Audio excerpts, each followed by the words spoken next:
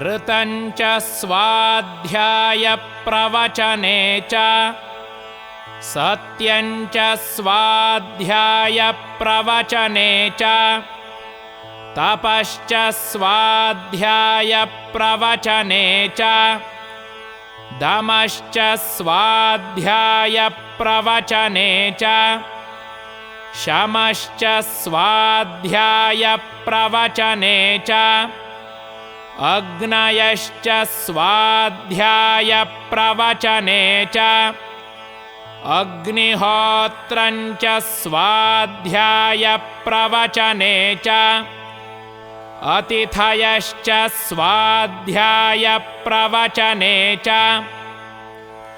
ಮಾನುಷಂಚ ಸ್ವಾಧ್ಯಾಯ ಪ್ರವಚನೆ ಚ ಪ್ರಜಾ ಚ ಸ್ವಾಧ್ಯಾಯ ಪ್ರವಚನೆ ಚ ಪ್ರಜನಶ್ಚ ಸ್ವಾಧ್ಯಾಯ ಪ್ರವಚನೆ ಚ ಪ್ರಜಾತಿಶ್ಚ ಸ್ವಾಧ್ಯಾಯ ಪ್ರವಚನೆ ಚ ಸತ್ಯಮಿತಿ ಸತ್ಯವಚಾರಾಥೀತರಃ ತಪ ಇತಿ ತಪೋ ನಿತ್ಯಃ ಪೌರುಷಿಷ್ಟಿಃ ಸ್ವಾಧ್ಯಾಯ ಪ್ರವಚನೆ ಏವೇತಿ ನಾಕೋ ಮೌದ್ಗಲ್ಯಃ ತದ್ಧಿ ತಪಸ್ತದ್ಧಿ ತಪಃ.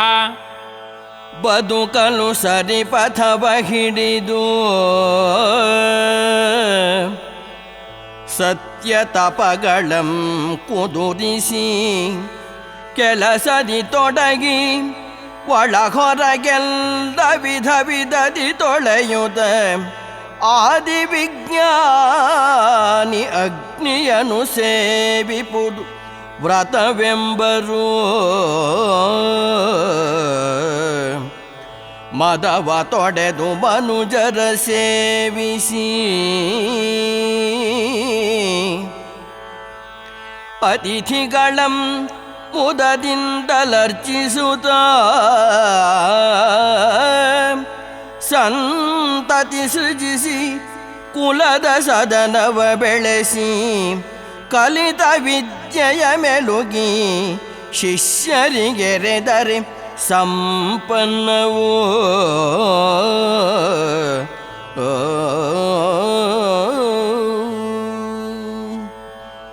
ನಿಜಕ್ಕೆ ಪ್ರಾಧಾನ್ಯವಿದೆ ಮನುಜಗೆ ವಿಜಯವೆಂಬುದನ್ನು ರಾಥೀರಥ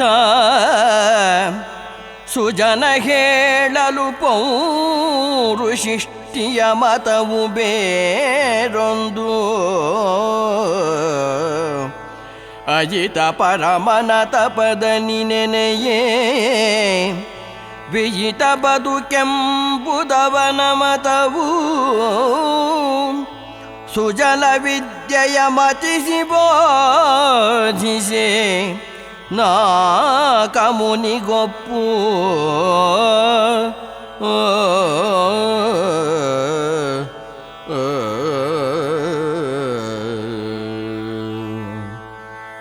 ನಾವು ಬದುಕೋದಕ್ಕೆ ಸರಿಯಾದ ಮಾರ್ಗವನ್ನು ಹಿಡಿದು ಯಾವುದೇ ಅಪಮಾರ್ಗವನ್ನು ಹಿಡಿಯದೇನೆ ಸತ್ಯ ಮತ್ತು ತಪಸ್ಸುಗಳನ್ನು ನಾವು ಅನುಷ್ಠಾನಕ್ಕೆ ಇಟ್ಟುಕೊಂಡು ಕಾಯಕದಲ್ಲಿ ತೊಡಗಿಕೊಂಡು ನಮ್ಮ ಮನಸ್ಸಿನ ಒಳಗಡೆ ಮತ್ತು ದೇಹದ ಹೊರಗಡೆ ಎಲ್ಲವನ್ನೂ ಕೂಡ ಶುದ್ಧವಾಗಿಟ್ಟುಕೊಂಡು ಅಗ್ನಿಯನ್ನು ಸೇವಿಸ್ತಾ ಇರ್ತಕ್ಕಂಥದ್ದು ಒಂದು ವ್ರತ ಅಂತ ಹೇಳ್ತಾರೆ. ಋತ, ಸತ್ಯ, ತಪಸ್ಸು, ದಮ, ಶಮ, ಅಗ್ನಿ, ಅಗ್ನಿಹೋತ್ರ, ಅತಿಥಿಗಳ ಸೇವೆ ಇವೆಲ್ಲವೂ ಕೂಡ ನಾವು ಅನುಸರಿಸಬೇಕಾದಂಥ ವಿಚಾರಗಳು. ಇದರ ಜೊತೆಗೆ ಸ್ವಾಧ್ಯಾಯ ಮತ್ತು ಪ್ರವಚನಗಳನ್ನು ಆಚರಿಸಬೇಕು ಅಂತ ಹೇಳಿಬಿಟ್ಟು ರಾಥೀರಥ ಅಂತಕ್ಕಂಥ ಮುನಿ ಅಭಿಪ್ರಾಯ ಪಡ್ತಾನೆ. ತಪಸ್ಸನ್ನು ಪ್ರಧಾನವಾಗಿ ಆಚರಿಸಬೇಕು ಅಂತ ಹೇಳಿಬಿಟ್ಟು ಪೌರುಷಿಷ್ಟಿ ಮುನಿ ಹೇಳ್ತಾನೆ. ಸ್ವಾಧ್ಯಾಯ ಮತ್ತು ಪ್ರವಚನಗಳಿಗೆ ಹೆಚ್ಚು ಹೆಚ್ಚು ಪ್ರಾಧಾನ್ಯತೆ ಕೊಡಬೇಕು ಅಂತ ಹೇಳಿಬಿಟ್ಟು ಮುದ್ಗಲನ ಮಗನಾದಂತಹ ನಾಕಮುನಿ ಅಭಿಪ್ರಾಯ ಪಡ್ತಾನೆ. ಇದೇ ತಪಸ್ಸು ಅಂತ ಅವನು ಹೇಳ್ತಾನೆ. ಎಲ್ಲವೂ ಕೂಡ ತಪಸ್ಸೆಯ. ನಾವು ಸಂತತಿಯನ್ನು ಸೃಜಿಸಿ ನಮ್ಮ ಕುಲವನ್ನು ಬೆಳೆಸಿ ಜೊತೆಗೆ ಕಲಿತ ವಿದ್ಯೆಯನ್ನು ನಾವು ಕೂಡ ಆಗಾಗ ಪುನರಾವರ್ತನೆ ಮಾಡಿಕೊಂಡು ಶಿಷ್ಯರಿಗೆ ಬೋಧಿಸ್ತಾ ಇದ್ದರೆ ಎಲ್ಲವೂ ಸಂಪನ್ನವಾಗುತ್ತವೆ ಅಂತ ಒಟ್ಟಾರೆ ತಾತ್ಪರ್ಯ. ಅಹಂ ವೃಕ್ಷಸ್ಯ ರೇರಿವ ಕೀರ್ತಿಃ ಪೃಷ್ಠಂ ಗಿರೇರಿವ ಊರ್ಧ್ವ ಪವಿತ್ರೋ ವಾಜಿನೀವ ಸ್ವಮೃತಮಸ್ಮಿ ದ್ರವಿಣಗೋ ಸವರ್ಚಸಂ ಸುಮೇಧಾ ಅಮೃತೋಕ್ಷಿತಃ ಇತಿ ತ್ರಿಶಂಕೋರ್ವೇದಾನುವಚನಂ. ಲೋಕದಲ್ಲಿ ನೆಲೆಯಾದ ನಾನು ಈ ಲೌಕಿಕ ವ್ಯಾಪಾರದಿ ತೊಡಗಿ ಸಾಕೆನದೆ ಅಂಟಿಕೊಳ್ಳದೆ ಕ್ರಿಯೆಗಳ ನಡೆಸುತ್ತಿರುವೆನು. ಆಕರ ರವಿಯು ಅನ್ನ ನೀಡುತ್ತ ಸಾಕುತ್ತಿರಲು ಆಕರ ರವಿಯು ಅನ್ನ ನೀಡುತ್ತ ಸಾಕುತ್ತಿರಲೆನ್ನನು ಬೆಳಕಿನಲ್ಲಿ ವ್ಯಾಕುಲರಹಿತ ಕೀರ್ತಿ ಗಣದ ಅಮೃತ ಸುತನಾದೆನು ನಾ.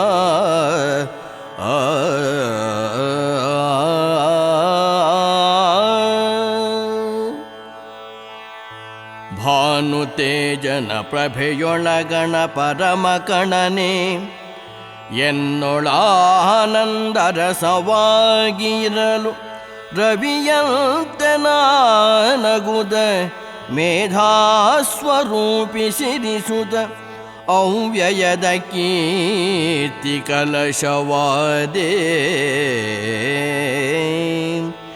ಸ್ವಾನುಭವದ ಪರಿಶ್ರಮದಿ ಪರಮದರ್ಶನದ ಕೋನಗಳ ಕಂಡು ನಂದೊಳಗಣ್ಣ ಪಟಲವಮ್ಮಾನದಲ್ಲಿ ಸವರಿದ ತ್ರಿಶಂಕುವಿನ ವೇದಾನುಭಾವಕ್ಕೆ ಶರಣೆಂಬೆನು.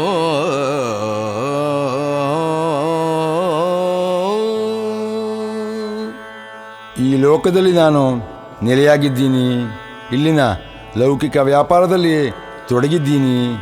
ಆದರೆ ಅದನ್ನು ನಾನು ಸಾಕು ಅಂತಲೂ ಹೇಳೋದಿಲ್ಲ, ಹಾಗಂತ ಅದಕ್ಕೆ ನಾನು ಅಂಟ್ಕೊಳ್ಳೋದೂ ಇಲ್ಲ. ನನ್ನ ಪಾಡಿಗೆ ನಾನು ನನ್ನ ಕರ್ಮವನ್ನು ನಡೆಸ್ತಾ ಹೋಗ್ತಿರ್ತೀನಿ.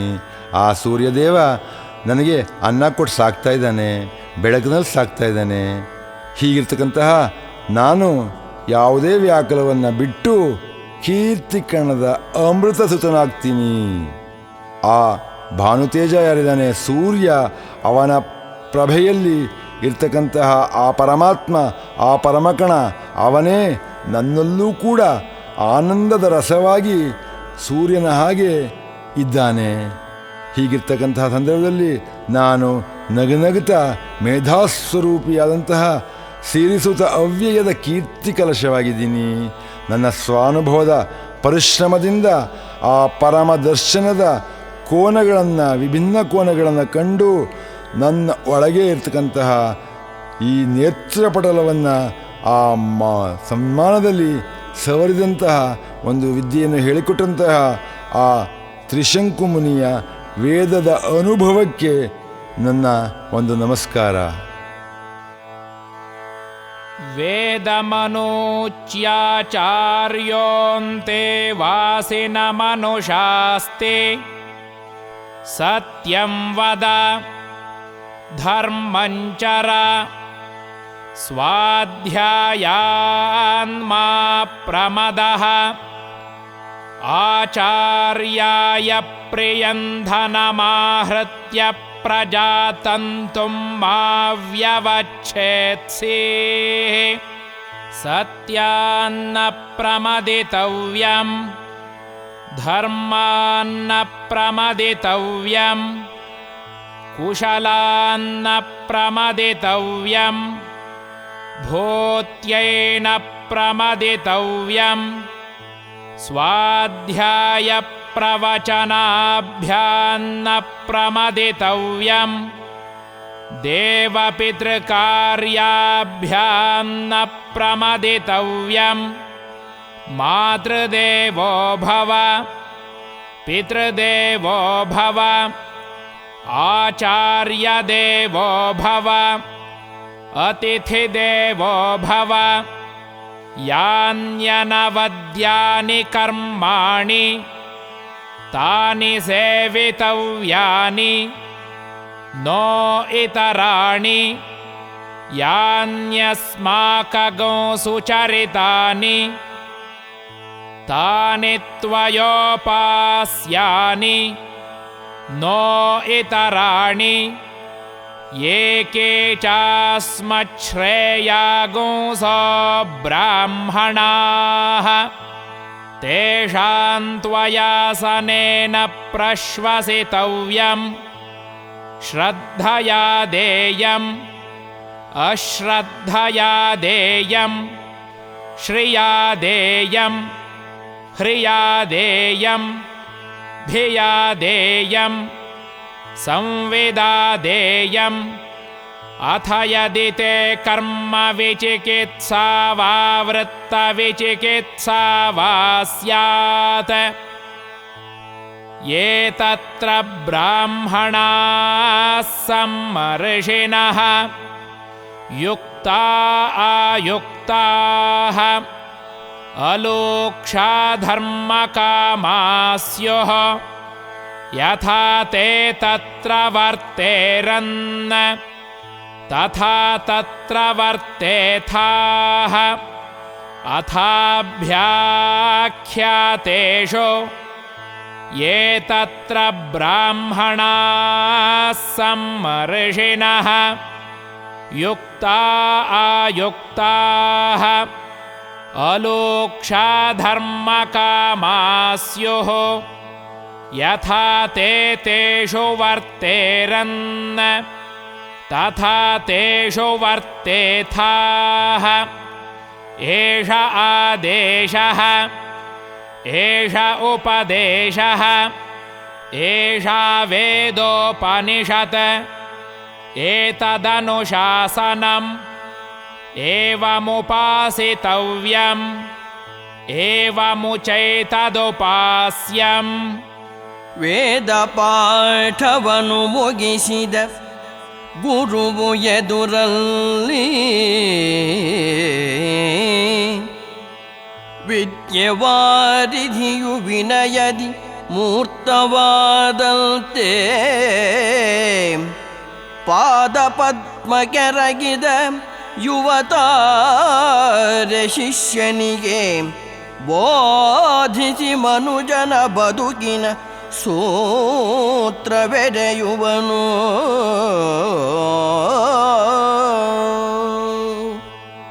ಶಿಷ್ಯೋತ್ತಮ ಗುರುಗಳ ಹತ್ರ ಬಂದಾಗಲೇ 10-15 ವರ್ಷ ಆಯಿತು.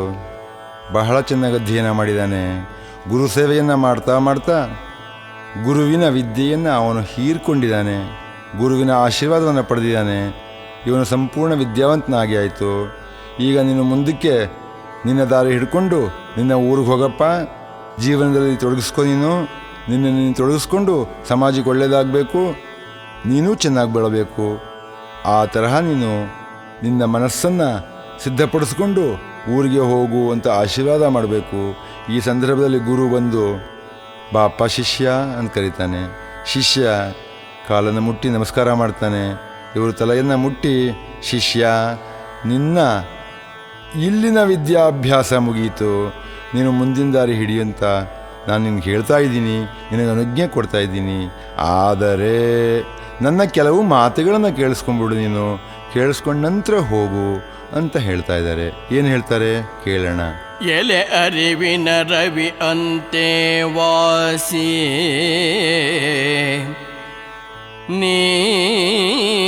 ನೀನಿಲ್ಲಿ ಕಲಿತು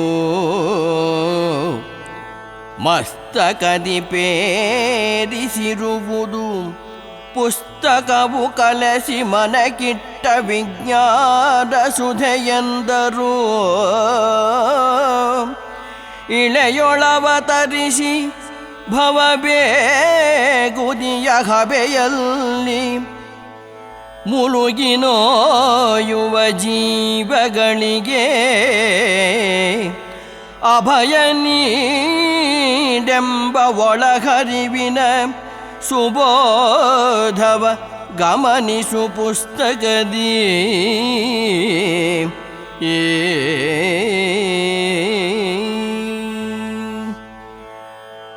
ಅನುದಿನವು ಸುಜ್ಞಾನದಾಘವ ಪ್ರಚೋದಿಸುತ್ತ ಮನದಲ್ಲಿ ಜೀವಧರ್ಮಕ್ಕೆಡೆ ಕೊಡಿಸಿ ಕುಶಲ ಜನರ ಸೇವಿಸುತ್ತ ಲೋಕದ ಶೋಕಕ್ಕೆ ಮಿಡಿಯುತ್ತ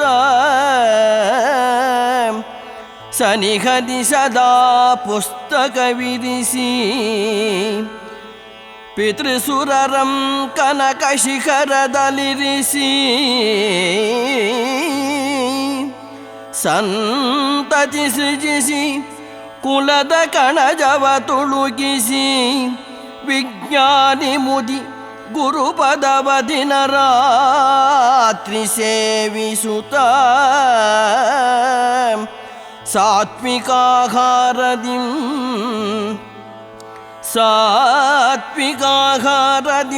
ತನುವ ಬೆಳೆಸಿ ಗುರುತಾಯ್ ತಂದೆ ಸತಿಸುತರೊಡನೆ ಧನಭಾವವಿರದಂತೆ ಒಗ್ಗೂಡಿ ನಡೆ ಮುಂದೆ.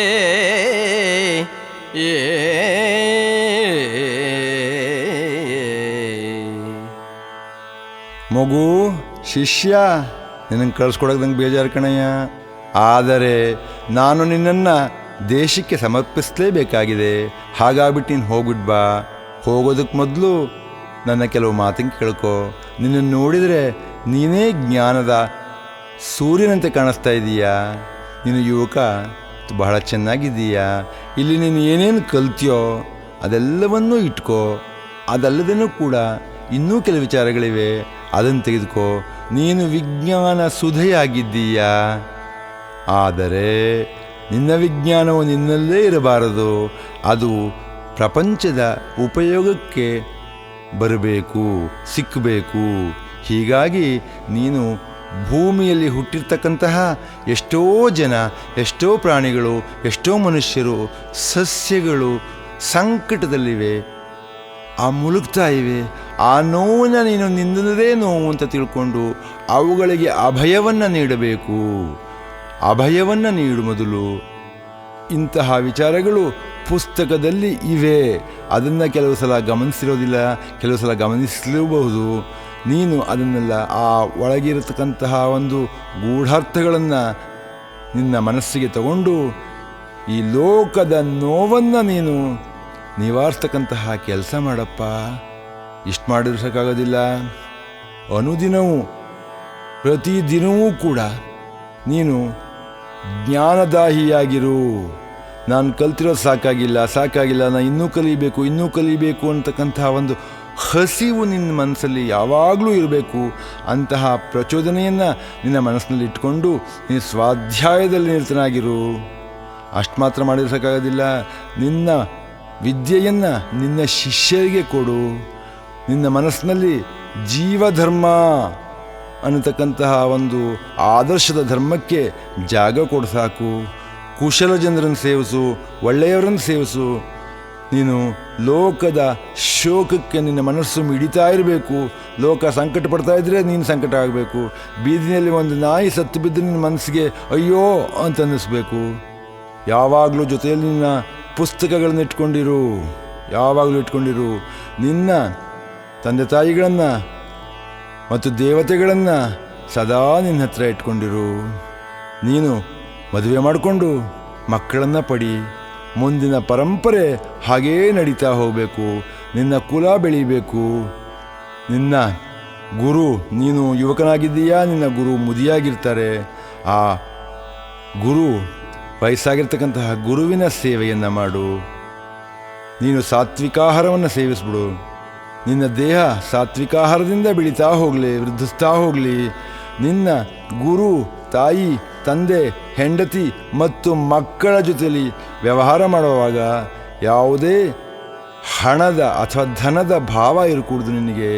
ಈ ಭಾವಗಳನ್ನು ಮೀರಿ ಪ್ರೀತಿ ಅಂತಕ್ಕಂತಹ ಒಂದೇ ಒಂದು ಮಾಧ್ಯಮದಿಂದ ನೀನು ಅವರ ಜೊತೆ ಸತತವಾಗಿ ಸಂಪರ್ಕ ಇಟ್ಕೋ.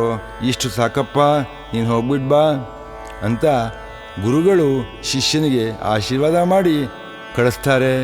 ಆ ಕಳಿಸುವಂತಹ ಒಂದು ಸಂದರ್ಭ ಮುಗಿದ ಕೂಡಲೇ ಈ ಶಿಕ್ಷಾವಲ್ಲಿ ಅನ್ನತಕ್ಕಂತಹ ಮೊದಲನೇ ಪ್ರಶ್ನೆ ಮುಗಿತಾ ಇದೆ.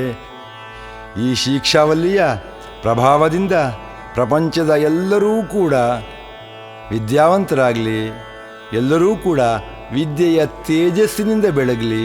ವಿದ್ಯೆ ಅನ್ನತಕ್ಕಂಥದ್ದು ನಮ್ಮೆಲ್ಲರ ಮನಸ್ಸನ್ನು ಉದ್ದೀಪಿಸಲಿ, ನಮ್ಮನ್ನು ಭಗವಂತನ ಕಡೆಗೆ ಕರೆದುಕೊಂಡು ಹೋಗಲಿ ಅಂತ ನಾನು ಆಶಿಸ್ತೀನಿ.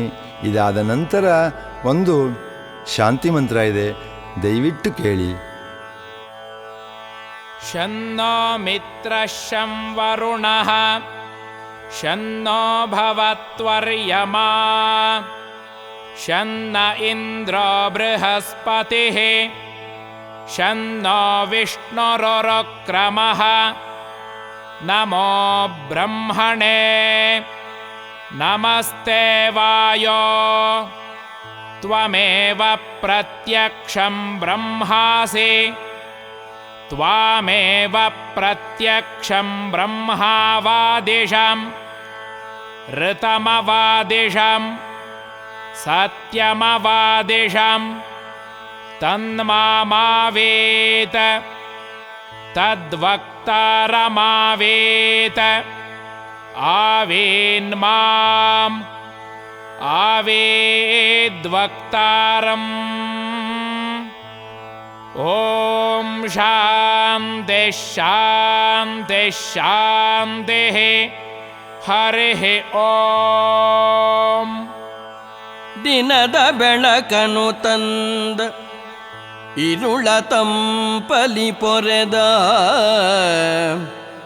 ದಿನಕರ ವರುಣರು ಶುಭ ತಂದಿರೇ. ಸುರಾಗ್ರಜನು ವಿನುತ ವಿಷ್ಣುವು ಉರುಕ್ರಮ ಬೃಹಸ್ಪತಿ ಅರ್ಯಮರು ಸುಖವ ಕರುಣಿಸಿದರು. ಅನಿಲನೆ ನಿಜ ಪಥಗಳ ಪರಮ ಪದ ನೀನೆಂದು ಅನುಮಾನವಿರದೆ ಬೇಡಲು ಪರಮ ಕಣವೆನ್ನ ಮನ ಶಕ್ತಿಯನು ಮುಪ್ಪರಿಸಿ ಪೊರೆದು ಗುರುಮೂರ್ತಿಯನು ಕರುಣೆಯಲಿ ಸಲಹಿತು.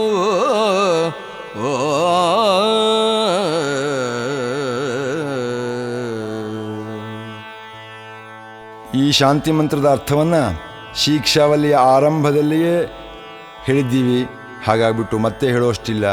ಅಲ್ಲಿ ಎಲ್ಲ ದೇವತೆಗಳನ್ನು ನಾವು ಆಹ್ವಾನಿಸ್ತಾ ನಮ್ಮನ್ನು ಕಾಪಾಡಿ ನಮಗೆ ಆನಂದ ಕೊಡಿ, ನಮ್ಮ ಮನಸ್ಸಿಗೆ ಆನಂದ ಕೊಡಿ ಅಂತ ಕೇಳ್ಕೊಂಡ್ವಿ. ಈಗ ಹೇಳ್ತಾ ಇದ್ದೀವಿ, ಆನಂದ ಸಿಕ್ತಪ್ಪ ದೇವತೆಗಳೇ, ನಮಗೆ ಆನಂದ ನೀವು ಕೊಟ್ಟಿದ್ದೀರಾ, ನಮಗೆ ಸಂತೋಷವಾಗಿದೆ, ನಾವು ಆನಂದವಾಗಿದ್ದೀವಿ ಅಂತ ಹೇಳ್ತಾ ಇದ್ದೀವಿ. ಇಲ್ಲಿಗೆ ಶಿಕ್ಷಾವಲ್ಲಿ ಮುಗೀತು. ಈಗ ಬ್ರಹ್ಮಾನಂದವಲ್ಲಿಯನ್ನು ಪ್ರವೇಶ ಮಾಡೋಣ. ಈ ಬ್ರಹ್ಮಾನಂದವಲ್ಲಿಯ ಮೂಲಕ ನಮ್ಮ ದೇಶದ ಜನರೆಲ್ಲರೂ ಕೂಡ ಬ್ರಹ್ಮಾನಂದವನ್ನು ಗಳಿಸಬೇಕು ಅನ್ನತಕ್ಕಂಥದ್ದು ನಮ್ಮ ಆಶಯ.